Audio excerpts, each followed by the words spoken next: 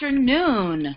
Welcome again to the first webinar in our Women in NABHOOD series, brought to you by the Women's Committee of the National Association of Black Hotel Owners, Operators, and Developers. We're so excited to have you join us today as we empower women through education and what it takes to own, operate, manage, or develop a hotel. So you should be able to enable your chat window. Type anything in the chat. If you have questions or comments throughout the webinar, please include them there by clicking the chat icon, and we will answer those during the Q&A segment at the end of the webinar.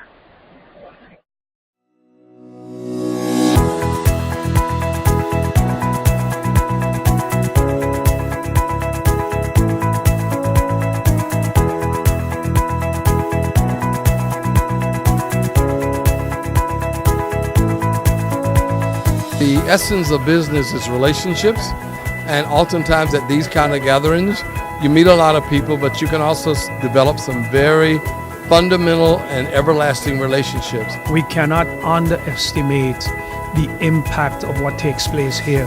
Members of our cabinet and our ministry have been here. They've been gathering business cards and establishing contacts already, and I think it is important. Because here is where you meet people in the industry, here's where you meet people who want to invest, here you meet people who have know-how.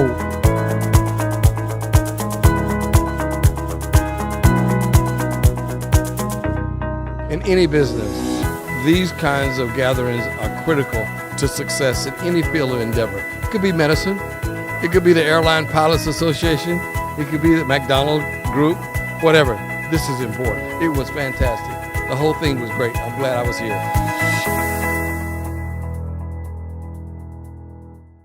Please welcome Davonne Reaves, Women's Committee Co-Chair of NABHOOD. Hi, good afternoon, everyone. It's Davonne Reaves, the founder of the Vonne Group. We're a hotel development consulting firm, and we specialize in market research, hotel development, of course, and brand strategy. Thanks, Davonne. We also have on the line Andy Ingraham, who is the owner of Horizons Marketing Group International. He is the president and founder of NABHOOD. Thank you, PJ and Davonne. Great job, guys. And it's great to have such an outstanding group of women that are looking at what I consider one of the greatest industry in the world. That is the lodging, hotel, hospitality industry. I hope that you'll take some notes from this webinar, one of many, and one that is designed to give you a start on understanding how to be part of the ownership, the investment, the executive level in the lodging industry. So please spend some time understanding the information that you will receive, and I'm sure if you have any additional questions, our telephone number, the office, PJ and Davonne will be happy to answer those questions. And of course, they can give you my cell number, my office number. I'm always available to folks that want to get into this industry. Again, thank you. Have a great call, and good luck. Thank you, Andy. My name is PJ Douglas Sands of the DS3 Brand Strategies, and I am the Director of Industry Marketing here at NABHOOD. So we're very mindful that you took time out of your busy schedule today. So please remember to put any questions or comments in the chat window. And for those of you on social media, please use the hashtags NABHOOD and NABHOOD Women to post on Facebook, LinkedIn, and Twitter so that we can share the message of women's economic empowerment in the lodging industry. Thank you so much, PJ, and thank you, Andy.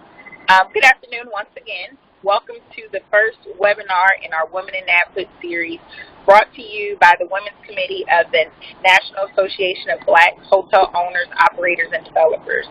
We are so excited to have you join us today as we empower women through education on what it takes to own, operate, manage, or develop a hotel. Women in NABHOOD was designed to increase executive positions, investors, and owners in the lodging industry. And as I mentioned before, I'm Davonne Reaves, and I am the co-chair of the Women's Committee. And joining me as moderators today for introductions, Andy Ingraham, he just spoke.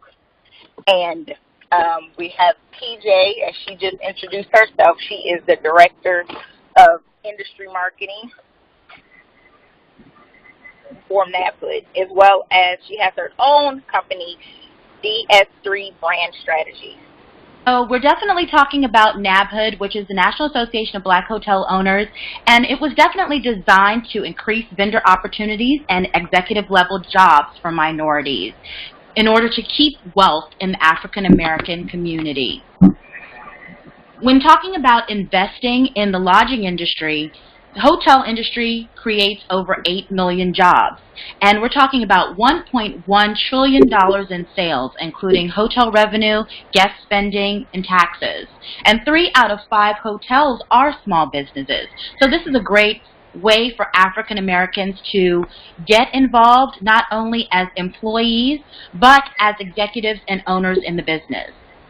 In fact, according to the Castell Project's Women in Hospitality Leadership Survey, which was conducted in conjunction with Lodging Magazine, in 2017, women made most of the purchase decisions in travel and leisure, but we drive demand and we are the majority of industry employees.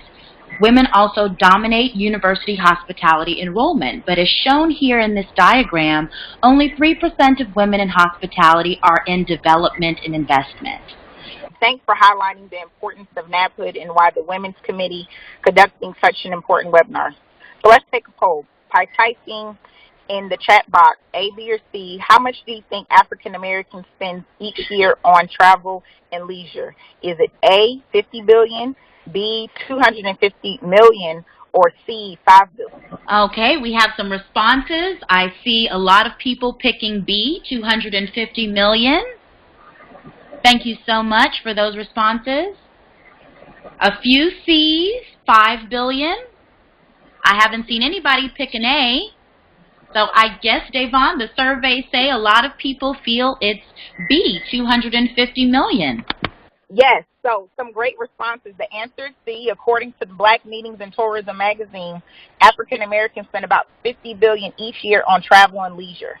It is phenomenal because with African Americans spending $50 billion a year and so many initiatives like Buy Black, support Black-owned businesses, and more Black chambers of commerce around the nation which are promoting Black-owned businesses near them, it definitely seems to be paramount that supporting a Black-owned hotel when we travel or a Black-owned supplier should be easy for African Americans to keep those dollars in our community. But of course, the #1 challenge with regard to becoming a developer or an investor is the amount of capital and bank credit needed by African Americans. We just don't come to the table as well financed as our white, Asian, and Indian counterparts. So if Black buying power is around $1.1 trillion, then if 3% of current Black buying power is spent in Black-owned businesses, that means if we were to put 10% of total Black spending into Black-owned enterprises, we would create 1 million jobs centered around communities of color. So at this time, I definitely want to welcome Margia Blankenship Arnold. She is the first African-American woman to own a Candlewood Suites, which is an intercontinental hotel group franchise brand that caters to the mid-market business and personal extended stay traveler. Margia is going to share with us some great tips from a lodging industry leader. Margia, welcome. First, I'd like to thank you all for this opportunity. And mine is a great looking picture up there. Don't look like that now. So hopefully, like 10 years in this industry.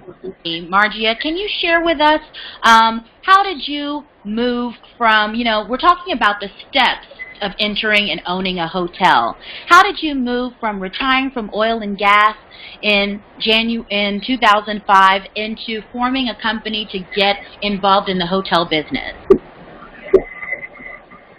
Well, the first thing, it was about being at my life and where I wanted to be. So I was really doing a status check of what was the next era for me. And did I want to stay where I was? Did I want to do something different? Did I want to do it in the same industry? Or did I want to try something? So after deciding that I wanted to make a change, I had to ask a few things, ask myself a few things. about myself. And that was how much of a commitment do I want to make into this new thing, whether it was new life, new job, more money, or what.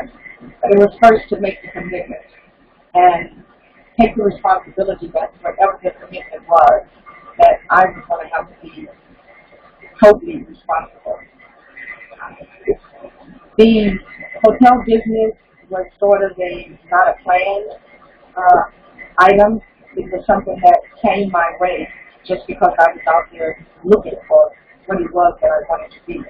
And when the things that I really wanted to do did not come to fruition, I kept going and kept looking because my goal was to be an entrepreneur. It didn't matter what. I just wanted to be an entrepreneur. And I wanted to own a company where people enjoyed working there and being not working for me, but working there and being on a team with me to succeed. Well, thank you, Margia. You know, you're going to be a very helpful resource to us today as we discuss that. And, you know, one of the paramount things when it talks about the steps of getting to own your hotel, Davonne, there's no I in team, right? No, you're absolutely right, TJ. And thank you so much, Margia, for sharing your story. And I'm sure that so many women on the call can't wait to hear the rest of your story throughout the call.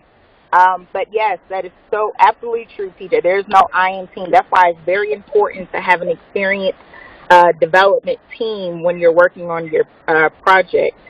You should have a hotel development consultant, especially if it's your first time developing a hotel. A consultant can walk you through and help you put together your team, as well as having a development partner. It's good to have that as well.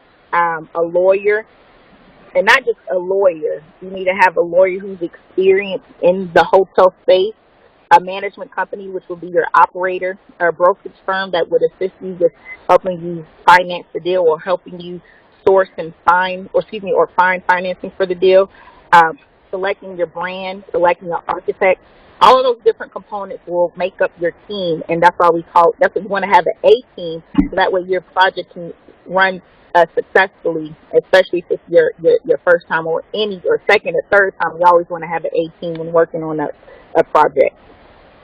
May I chime in and make a comment? Go ahead, Margia. Okay, on this, yes, A is having a team is the best thing, the first thing. But remember, you're making that commitment and taking this is your team. So you may not have all of the expert thoughts or experience in these different fields, but it's still your team. And you have to remember that it's your team, you're the top, you're the leader. And you are going to seek for the things you don't know. You will seek that strength and you will learn. Never be the same to say you don't know. Doesn't matter if people say you can't do it. But it's got to be your team. And you have to always feel like it's your team. That's a valuable point. Davonne, tell us a little bit about site selection and evaluation. Oh, absolutely. One of the first steps as far as during the development process is site selection. It's very important to identify markets as well as searching for a site and choosing a lodging product. And what we mean by market areas, we mean by particular cities, or urban or rural. New York is considered an expensive city because of the construction costs to develop or acquire a hotel there.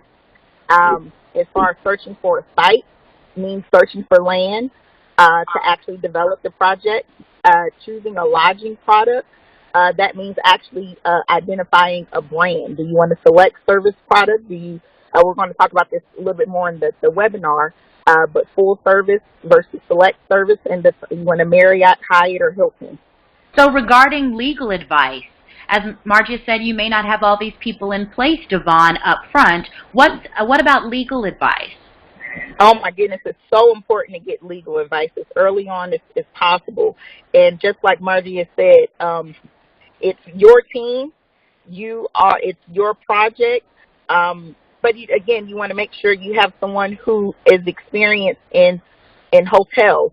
Just because you have a real estate attorney or someone who handles your personal estate, if they don't understand the complexities of hotel law, it will be very difficult for them to understand or make sure that you get the best value when negotiating any type of hotel contracts, agreements, finding tax credits, management agreements or franchise agreements. You just want to make sure that you have someone who has experience in that field, and as well as negotiating hotel contracts.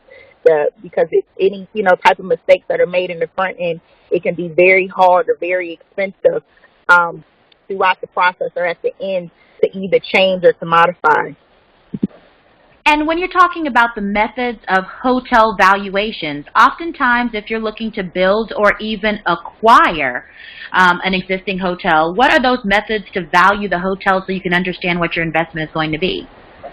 Oh, absolutely. It's so important to get a feasibility study done as soon as possible. Margie, do you agree with that as one of the first steps as far as with the hotel valuations is getting a feasibility study done to see if the project is feasible? Yes, it is very important. And, one of the things that makes this is really a complex, or it seems to be complex, but if you take this idea of real estate and break it down into a small part and look at it like you're looking at your checklist, at your life, your home, your family, your team. If you just start looking at it on a small scale, the steps are the same. It's just more money involved. But it still needs to have the same commitment, the same inner truth to yourself to say, can I do this? No. It's just like deciding that I'm going to go out tonight and I want a new outfit. Oh, but I have a car payment to make, and if I do one, I have to give up the other. So if one thinks about this, just like they think about their own personal life and their personal checkbook, it will make understanding and jumping into things like this a little bit more, I won't say very easy, but it'll give you a little more self-confidence, because you're basing it on something that you have already accomplished. Going back to the feasibility study, Margie, those are great points, step by step. Feasibility study, for those who do not know what a feasibility study is, it's an actual study with different components. You're studying the market, you're studying financial projections, you're studying the competition, you're seeing if the market will be able to handle a new hotel, to see if the hotel will actually work. Just because that you have an idea of building or developing or acquiring a new hotel, that hotel may not fit and it may not be financially feasible for you or for the market to actually develop it. So that's what a feasibility, and it's typically done by a third-party firm. Finance is typically needed to acquire financing.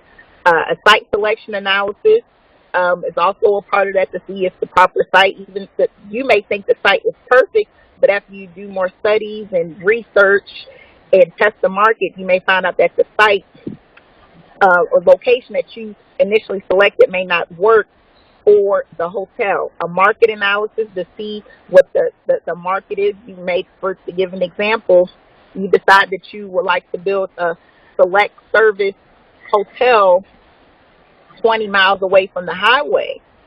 This is before you actually conduct the study. But after you conduct the study, you realize that if you find a site that's closer to the highway, and depending on the type of brand, that particular hotel will be more profitable and it will be more feasible to build or develop near the highway. One of the things that I would add in here is this part for financing your venture is probably a long way from the beginner who is wanting to do this. And at this point, you are going to probably have acquired some knowledge or talked to several people about the area. But once again, the documentation is very good. Somebody else reading it for you, you reading it for yourself, and really getting an understanding of it. And then once again, it's time for a check, a status check. Almost every move you make, you have to take a status check and say, what do I really believe? What do I really feel? And where is my money best spent? Because these things will be costly. And at this point, it's potentially that you may not have found a way to finance this project. Margia, as you're speaking of financing, looking at your first deal, how were commercial banks and real estate investment trusts and commercial mortgages a part of making that financial decision? When I first thought about doing this, that was the first thing I said to the person who brought it to my attention, who said I should do it, was that I don't have the money. Then the next step was someone said, oh, well, I know someone who would allow you to loan some money. Okay. So then I started calling on friends or folks that said they knew somebody that worked in a bank who would go for my idea. I went to see these banks, and the first thing they said to me was, "You've never been in business before. How much money do you have? What do you know about the hotel business?" Nothing. Okay. So then I stopped, and I went back and evaluated myself to say, how much money can I put in this? How much money do I have? How many people out there that I know that I can sell my idea to? And then I had to think a little bit more of that. Even if I was a rich person and had all of the money, the bank still wouldn't go for it, and the company still wouldn't sell me the franchise. Once again, it's decided. If I take my idea, if someone brought my idea that I have to me, would I go for it? So that's the story to start off to try to sell it. Once you have decided that everything is good, that it's something that you will really stand behind it, and you won't even think about the idea of losing. You'll think that this is going forward, and for every door that closes, I'm going to step to the side and knock on another. And that's what I did. I beat the street until I found a banker that believed in me. Sell yourself. And you can sell yourself if you accept the truth about yourself, what you're capable of doing. Then people start jumping on board. After that, I didn't have any problem finding my money. Margie, I mean, you hit it right on the nail as far as discussing the investment timeline and just trying to find financing, because that's always the most difficult part. And I'm sure a lot of the women on here, that's probably the number one question as far as, okay, I want to get into a hotel investment. Hotel investments, ownership, what should I do as far as the financing? And then next thing, like, okay, well, once we figure out the finance, and then the next difficult thing to figure out is identifying the right brand. Like, should I do a Marriott? Should I do a Hilton? Should I do a Best Western? Should I do IHG? In Marriott, they have 20-plus brands, so it's just trying to figure out which brand should I do. Should I do then we go into a deeper dive in, okay, well, should I do a select service? Well, what is a select service? And for those who don't know what a select service is, a select service is, I hope to simplify it, a hotel that doesn't have a restaurant, a full-service restaurant. So your Marriott Marquis, for example, in D.C. or in Atlanta, they have full-service restaurants, which is a sit-down, the waiter or waitress, that's considered a full-service hotel, especially if they have room service and certain amenities. A select service hotel would be a Hyatt Place or a Holiday Inn or a Courtyard. Those are considered select service, and a lot of the brands, of course, they'll work with you and help you understand the differences between each brand. A hotel is a hotel. The difference is the people inside. It's the same, same type of room. One may be larger, may have different amenities, but you have to find the brand that for you, that makes sense to you, makes sense to location, makes sense as far as for the type of guests that you're trying to attract. Again, it's all about location. And the three things that'll make it work will be having a location, an operator, which is the management company, which we'll talk about next, and of course a great owner. And Margie, did you want to add? Yes, what I would say at this point is, if we go all the way back to our team, and if we start putting things on paper, when we get down to the brand is, in your mind, is a good thing, but all the time, who you want to be with may not necessarily want to be with you. So in looking for the brand, look for a good brand, but look for an opportunity that is what you can call your opportunity. What is it that are you getting into that brand? What can you do for them? When I went to Intercontinental Hotel, I really didn't go to Intercontinental Hotel. Intercontinental Hotel came to me. They had a new brand that they were trying to push. The salesman was a smart guy, trying to make a name for himself, and he was going to make a whole lot of money. So, when I teamed up with him, or when he met me, he thought that I was just someone, that was, well, really, I don't know what he thought. All I know that in the conversation, what he said to me was, Margia, someone has built a hotel, a Candlewood, down in Tyler, Texas, and it's almost ready to open. You should go down there and take a look at that. And then he said to the gentleman who was there with us, hey, so-and-so has a construction project that he is starting down in Beaumont.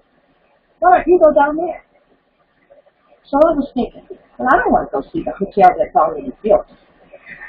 So what I did was, afterwards, I found out what could I add to that brand if I got that opportunity.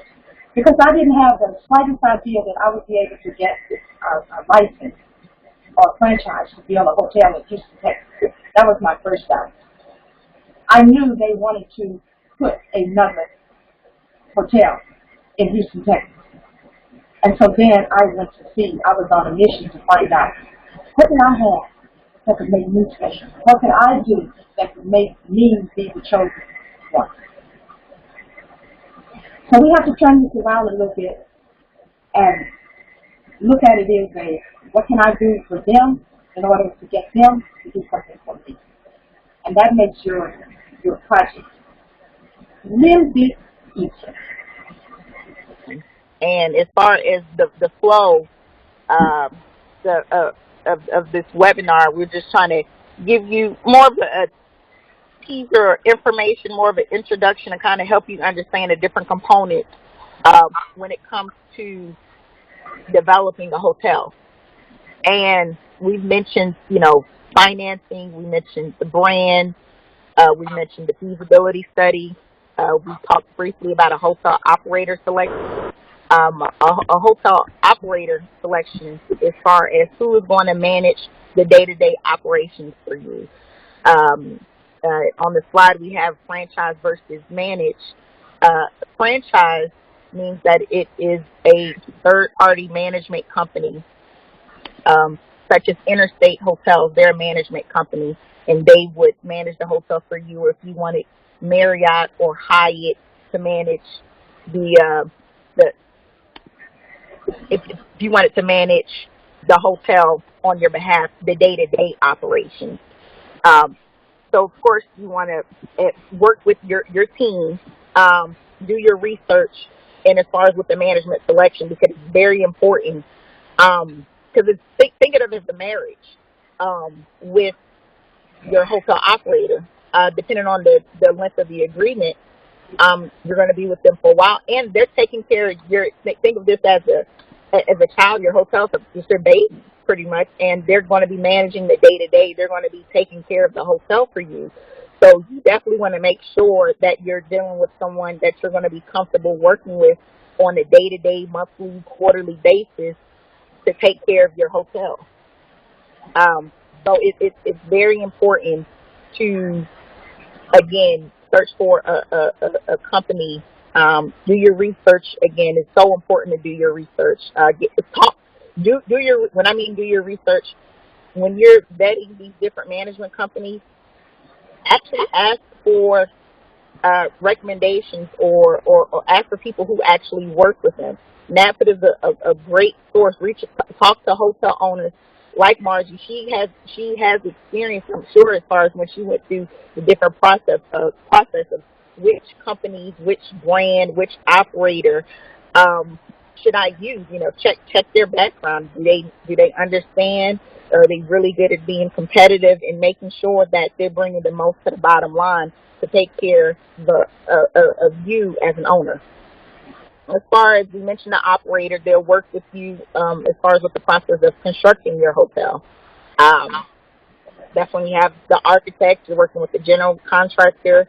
If you have a development partner, developer, consultant, you definitely want to have a project manager to make sure that everything is on task, on schedule, and that they're maximizing your dollar as far as looking for the different inventory and working with vendors and dealing with the minute things of trying to figure out which the cost per toothbrush. People don't think about that, but that is very important, as far as every little detail and working with the line item, your budget, of working with your hotel to make sure that you're hitting your targets, you're on budget, you're working with the different consultants, you're working again with your A team, and as Margie mentioned before, that you want to work with, that is your team, and you want to make sure that they're doing the best. Margie, I don't know if you want to speak on a little bit about constructing your hotel. Well, if you have any ideas about working outside or working in operations or knowledge, if you yourself don't have this aptitude or have a desire to do this kind of work or be about this kind of work, then find yourself a best friend that has done it, knows about it, and have them as your sidekick, whereas you can still get the opportunity to learn. Learn it. Go talk to the architect. Go on the site. Not just to walk through as the owner, but look at the wall. Just get real familiar with it. Think about it as you're dressing yourself. Get real familiar with this, because this is really your baby. So as we talked about with regard to multiplying the black dollar, let's talk about supply chain diversity a bit and the vendors and suppliers that you select when either acquiring a hotel or a new build. Let's talk about supply chain diversity. Davonne? It's very important to work with different vendors, minority minority vendors for your project. You know, you are a minority, and when I mean vendors, we mean third-party vendors as far as who is, you don't think about stuff about the paper, printing costs, printing companies, that you can use that as a minority vendor, as far as uniforms. Now, depending on the brand, every brand has what you call brand standards. So they typically do have a list of vendors for you to choose from. And so it's very important, and we encourage to work with minority-owned vendors to give back to the community. And again, dealing with construction, dealing with consultants, dealing with employees. I just really want to encourage to give minority businesses a chance and an opportunity to work on a project. That's what we are encouraged for minority ownership. Yes, because, you know, with NABHOOD, it's not only about owning, but as we just talked about with the Cafile Project show, there are so many women-owned businesses, minority-owned businesses that are part of your supply chain, and that empowerment then brings that dollar and that spending dollar into our community. So that's a great point with regard to supply chain diversity. So Davonne, one of the things, go ahead, Margia. One of the things, you know, that is with the brand that sort of prohibits us from doing certain things and bringing things in our community is the fact that they buy in bulk and they have, so they sort of demand or they choose where you go, where you buy things, and it's hard to sort of, you know, maybe in some areas it's hard to buy a lot of the product.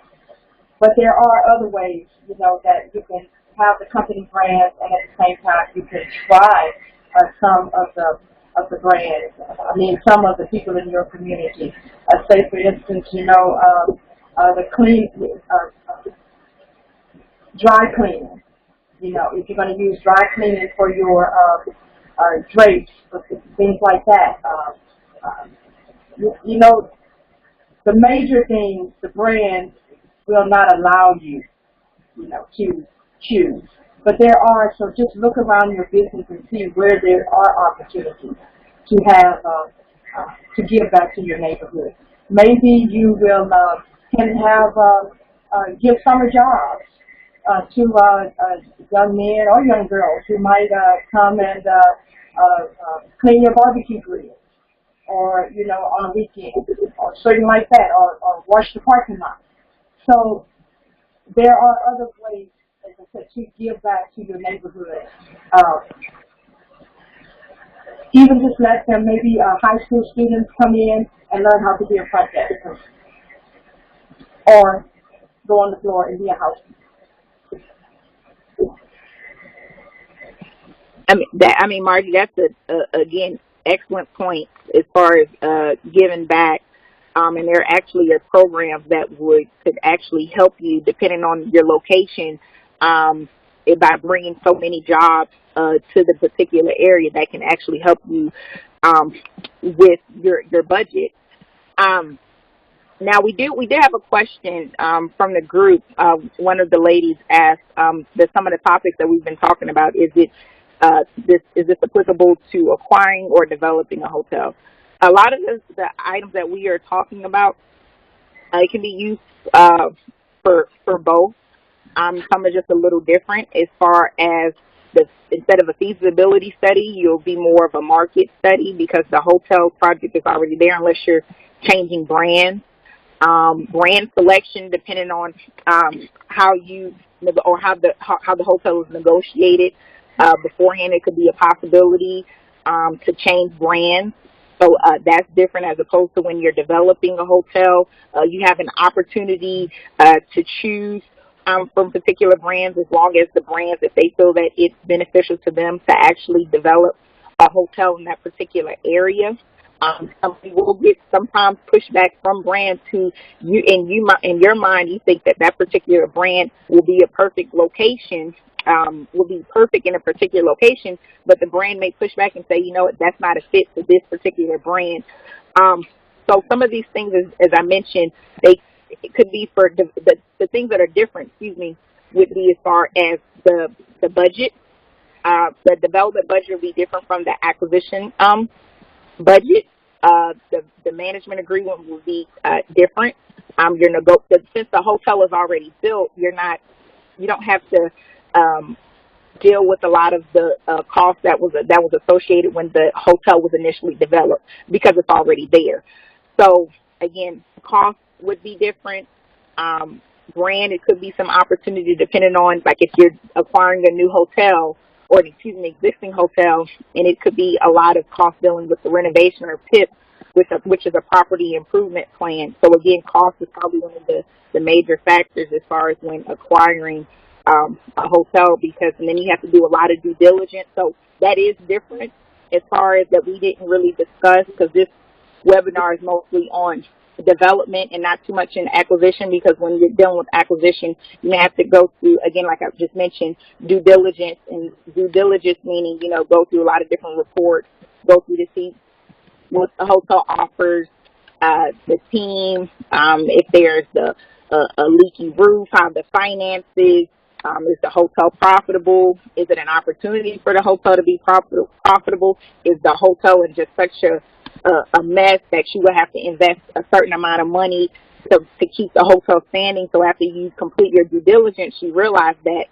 this hotel is not even worth investing in or acquiring, because it's so much money and the existing owner is asking too much for this particular property. So I didn't want to go too much, but I definitely know that we're short on time. But I just wanted to make sure that we answer the question. PJ, I know we're short on time. Do we have time for any questions? Yes, we do have some time for questions. If you have any questions now, can you please type them in the chat so that we can address that, because opening our doors is now while people are answering their questions, just some housekeeping notes.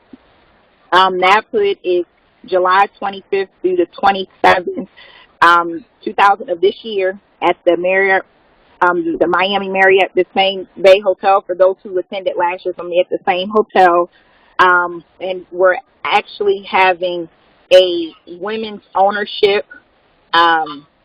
This is separate from NABHOOD in July, but we're having, when I mean we, the women in NABHOOD, we are hosting a women's hotel ownership for those who are interested in taking the next step into owning a hotel or investing in one, and you have questions. So hopefully after this webinar, we've stimulated some ideas and questions, and you want to take a deeper dive.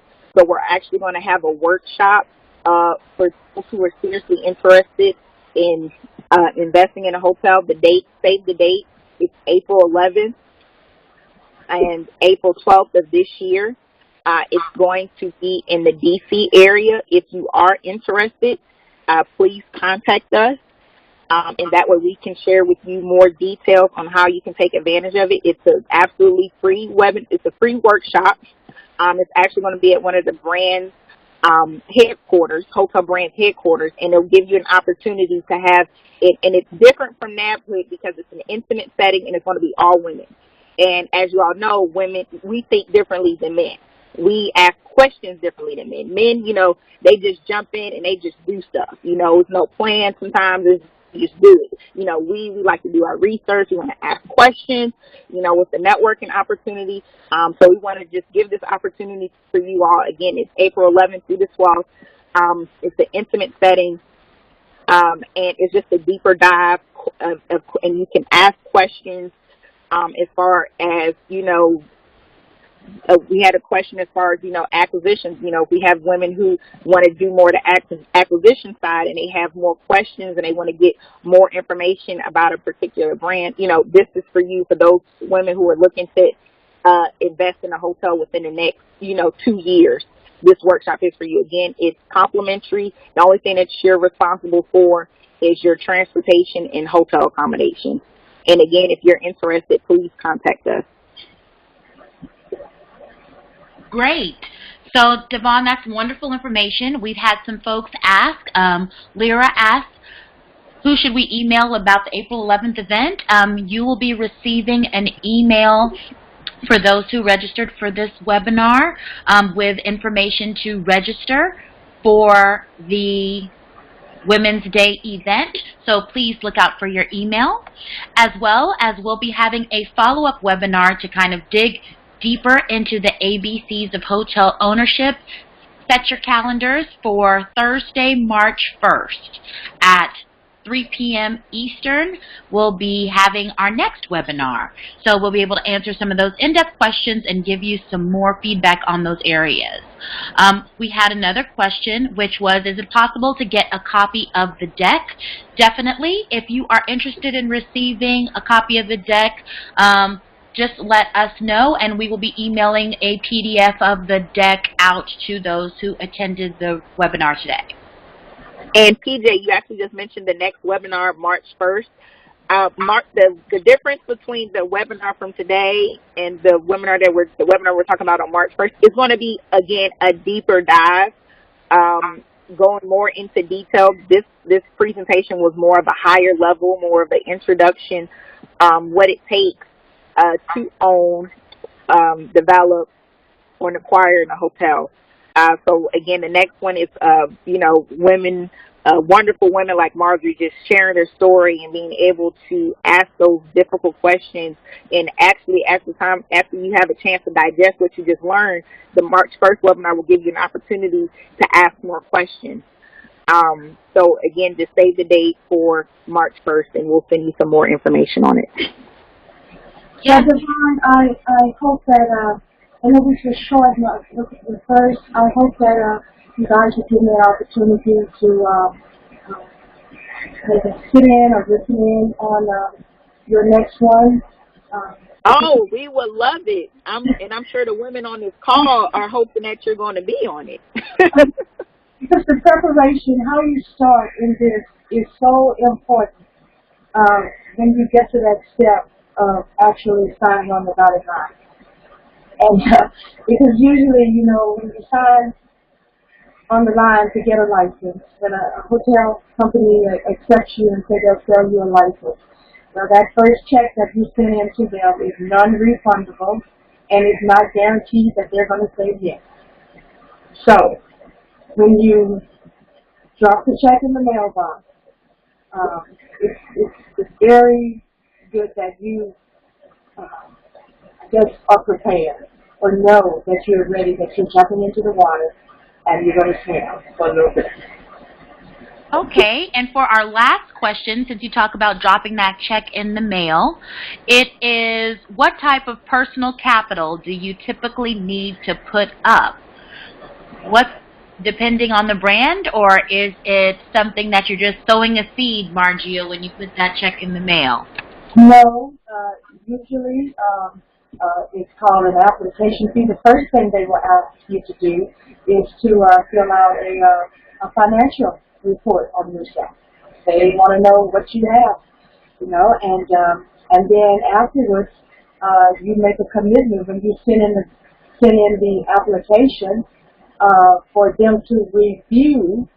They charge you to review, and let's say the fee for the license is dependent on how many rooms. So let's say maybe my license fee was $50,000. Okay, so I would send in with my application $10,000 non-refundable. Or some might say you send in $50,000, and if we accept, it's the license fee. If we do not, then we return some of the money. So there is an outlay that is non-refundable for their time for evaluating. And this is the part that makes you want to know that I'm really interested in that. I really want to do this. But they might say no. If there's something in my application or if there's something in my bank account that they're not going to like, and then send it back. So there is no guarantee that because you send in the money that you're going to get the license. All right. Well, I think we've addressed all of our questions. That's great to know. Everybody always asks about the personal capital investment. So thank you, Margia Blankenship of Mills Holly and the Candlewood Suites in Katy, Texas, which is not too far from me. So I'll be definitely checking out that as one of our Black-owned hotels. And stay tuned, as NABHOOD has been working on diligently a directory of Black-owned hotels so that our members and visitors alike will be able to go to nabhood.com and index and find one near you. So please make sure that you use the hashtags NABHOOD and NABHOOD Women with any feedback that you post online about today's webinar and our programming in the future. Davonne, do you have any Oh, closing yes, remarks? I do. Well, thank you, Margie, for all the wonderful and insightful information. Thank you, PJ, for moderating and keeping us on our toes. And a big thank you for all the women, to all the women who took the time out of your busy schedule to listen in. And we hope that this webinar for you was a success. This is the first one. We're going to try to do many more. And again, a goal as the Women's Committee, a subcommittee of NABHOOD, we just want to be a resource to you, again, to increase the ownership of African American women. So thank you all so much. Again, like TJ said, hashtag NABHOOD Women. Join us, find us on Facebook, and we have a LinkedIn group so that way we can keep the discussion going. Here's a resource. No question is stupid. So don't feel like that your question is stupid. We're here to educate. We're here to provide information. And thank you all so much. You have a wonderful rest of the week. And we'll talk to you all soon on March 1st. Thank you for tuning in to our Women in NABHOOD webinar on what it takes for a woman to own, operate, manage, or develop a hotel. This is an introductory webinar, so tune in on Thursday, March 1st at 3 p.m. Eastern for the second part of this series. My name is PJ Douglas Sands, and on behalf of NABHOOD, Andy Ingram, and our board of directors, we thank you for tuning in today, and we look forward to speaking to you about economic empowerment again soon.